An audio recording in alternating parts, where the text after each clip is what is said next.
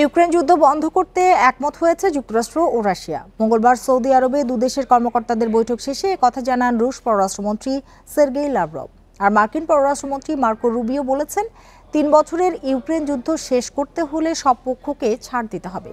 তারা আরও জানান, দুদেশের সম্পর্ক উন্নয়নে রাজি ওয়াশিংটন ও মস্কো। এ নিয়ে আলোচনা করতে হংকং থেকে আমাদের সঙ্গে যোগ দিয়েছেন জাহাঙ্গীরনগর বিশ্ববিদ্যালয়ের সরকার ও রাজনীতি বিভাগের সহযোগী অধ্যাপক ডক্টর মোহাম্মদ ফরিদ হোসেন। জনাব ডক্টর মোহাম্মদ ফরিদ হোসেন, আপনাকে স্বাগত জানাচ্ছি ইন্ডিপেন্ডেন্ট টেলিভিশনে। যেটি শুরুতেই আপনার কাছে জানতে চাই যে ইউক্রেন যুদ্ধ বন্ধ হওয়া এখন কি সময়ের ব্যাপার মাত্র কিনা? আপনাকে অনেক ধন্যবাদ আমাকে যুক্ত করার জন্য।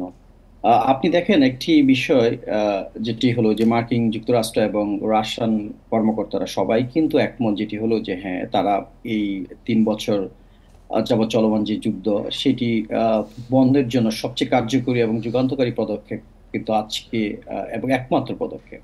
তার মানে এই নয় যে ইউক্রেন যুদ্ধ খুব দ্রুত বন্ধ হচ্ছে, বাট আমরা আশা করতে পারি যে ইউক্রেন যুদ্ধ বন্ধ হবে। কারণ আপনি দেখেন যেটি হলো যে এই জায়গায় অনেকগুলো বিষয় এখনো কিন্তু অমীমাংসিত রয়েছে। বিশেষ করে আজকে জাস্ট শুধু আলোচনা হয়েছে, বাট এই জায়গায় কিন্তু আপনি দেখেন যে ইউক্রেনের কোনো প্রতিনিধিকে যুক্ত করা হয় নাই। অন্যদিকে যদি ইউক্রেনের মিত্র রাষ্ট্র, বিশেষ করে ইউরোপীয় ইউনিয়নের রাষ্ট্রদেরকে যুক্ত করা হয়নি।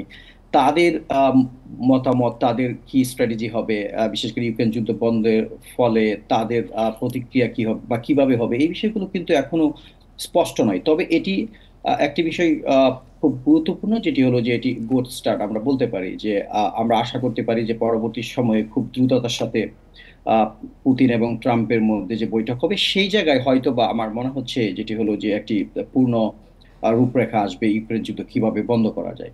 বাট এখনই কিন্তু খুব দ্রুত এই যুদ্ধ, বিশেষ করে এই রকম একটি 3 বছর ধরে চলমান একটা সর্বাত্মক যুদ্ধ খুব তাড়াতাড়ি বন্ধ হবে তেমনটি বলা যায় না। বাট বন্ধ হওয়ার জন্য যে যেহেতু প্রথম আলোচনা শুরু পদক্ষেপ, হয়েছে, একটি আশাবাদ করাই যায়। ট্রাম্প কেন রাশিয়া ইউক্রেন যুদ্ধ বন্ধ করতে চাচ্ছেন? তার আসলে কি স্বার্থ? খুব চমৎকার প্রশ্ন। একটি বিষয় আপনি দেখেন যেটা হলো যে ট্রাম্প ক্ষমতায় আসার পর ট্রাম্পের যে ফরেন পলিসির সবচেয়ে বড় যে বিষয়টি, সেটি হলো যে ট্রাম্প ইন্টারন্যাশনাল এঙ্গেজমেন্ট গুলো কমাতে চাচ্ছে। আপনি যদি দেখেন যে ইউএস স্টেট ডিপার্টমেন্টের পরিসংখ্যান অনুযায়ী রাশিয়া ফেব্রুয়ারি 2022 সালে তাদের সর্বাত্মক যুদ্ধ শুরু করার পর থেকে ইউক্রেনে এই পর্যন্ত আমেরিকা প্রায় $66 বিলিয়ন কিন্তু সামরিক সহায়তা প্রদান করেছে। সো আমেরিকার ফরেন পলিসি বলেন যে আমেরিকার ডোমেস্টিক অনেকগুলো প্রেশার রয়েছে, যে আমেরিকা চাচ্ছে না যেটা হলো যে তাদের আননেসেসারি কস্ট, যেগুলো বিশেষ করে ইউক্রেন যুদ্ধ, পাশাপাশি আপনার গাজায় ইসরায়েলি আগ্রাসন, এই এই জায়গায় আর খরচ করতে তারা চাচ্ছে না।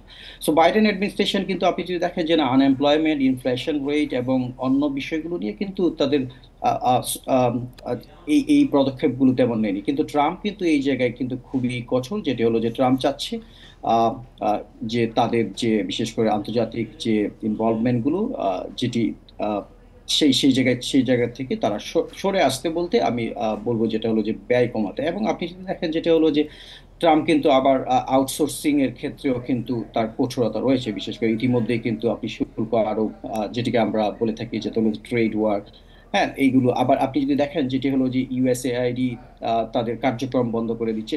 সবকিছু মিলিয়ে আপনি বলতে পারেন যেটি হলো যে ট্রাম্প চাচ্ছে যেটা হলো যে আমেরিকার অর্থনীতিকে পুনর্জাগরণ করা বা আমেরিকার অর্থনীতিকে আবার শক্তিশালীকরণ। কারণ এদিকে দেখেন যেটি হলো যে চীনের সাথে তাল মিলিয়ে, বিশেষ করে তাদের যে আপনার অর্থনৈতিক প্রবৃদ্ধি, সমৃদ্ধি, সেই জায়গায় গুলো কিন্তু কিন্তু ট্রাম্প আপনার খুব নজর দিচ্ছে। যার ফলে আপনি প্রথমত বলতে পারেন যে ট্রাম্প চাচ্ছে তার সামরিক ব্যয় কমানো। কারণ আপনি জি। যদি দেখেন যে আরেকটি বিষয় একটু ইউক্রেন যুদ্ধের জানতে চাই যে সবচেয়ে বাইডেন পুতিন বৈরী সম্পর্কের পর ট্রাম্পের সঙ্গে অগ্রগতি কিভাবে আসলে সম্ভব? একটি বিষয় দেখেন যে ট্রাম্প বরাবরই, বিশেষ করে ট্রাম্পের ফরেন পলিসি যদি দেখেন, বিশেষ করে তার প্রিভিয়াস রিজিমের সময়, বিশেষ করে প্রিভিয়াস ট্রাম্পের বিশেষ করে সময়ে ট্রাম্পের ফরেন পলিসি কিন্তু আপনি বলতে পারেন যেটা হলো যে খুব ডিরেক্ট, সে কিন্তু স্ট্রেট ফরওয়ার্ড। এবং ট্রাম্প কিন্তু অনেক বেশি বাস্তববাদী। আপনি যদি বলেন যেটা হলো যে বাইডেন অ্যাডমিনিস্ট্রেশনের থেকে কিন্তু ট্রাম্পের ফরেন পলিসি কিন্তু আপনি যদি বলেন অনেক বেশি প্র্যাগমেটিক, এবং এই যার ফলে কিন্তু আপনি হুটহাট যে কোনো ডিসিশন কিন্তু ইন্টারন্যাশনাল পলিটিক্সে হতে পারে। এবং গাজায় যুদ্ধবিরতি, যদিও এটি কার্যকারিতা নিয়ে অনেক প্রশ্ন রয়েছে, বাট কিন্তু এটি কিন্তু বাইডেন অ্যাডমিনিস্ট্রেশন করতে ব্যর্থ হয়েছিল। ট্রাম্পেই কিন্তু আসার পর কিন্তু এটি কার্যকরী হয়েছে। তার মানে হলো যেটি হলো যে ট্রাম্পের ফরেন পলিসি বা ট্রাম্প কিন্তু ইভেন আপনি যদি দেখেন যেটা নর্থ কোরিয়ান প্রেসিডেন্টের সাথে কিন্তু ট্রাম্প বৈঠক করেছিল। তার মানে why not Russian president? So Trump কিন্তু চাচ্ছে না যেটি হলো যে ইউরোপের সবচেয়ে শক্তিশালী রাষ্ট্র বা এখনো পৃথিবী বিশেষ করে আপনি যদি দেখেন যেটা হলো যে ইন্টারন্যাশনাল সবচেয়ে significant strategic power, one of the significant, তার সাথে শত্রুতা জিয়ে রাখতে। কারণ ট্রাম্পের আর অনেকগুলো বিশেষ করে মিডল ইস্টে কিন্তু ট্রাম্পের বড় ফোকাস, কারণ ট্রাম্প কিন্তু সব দিকে তার যে বিশেষ করে আমেরিকার সামরিক উপস্থিতি বা সামরিক সহযোগিতা জি, সেটি কিন্তু কন্টিনিউ জনাব করা। ফরিদ হোসেন, আমরা বুঝতে পেরেছি। আপনাকে অনেক ধন্যবাদ আমাদের সাথে যোগ দেওয়ার জন্য, আমাদের সময় দেওয়ার জন্য।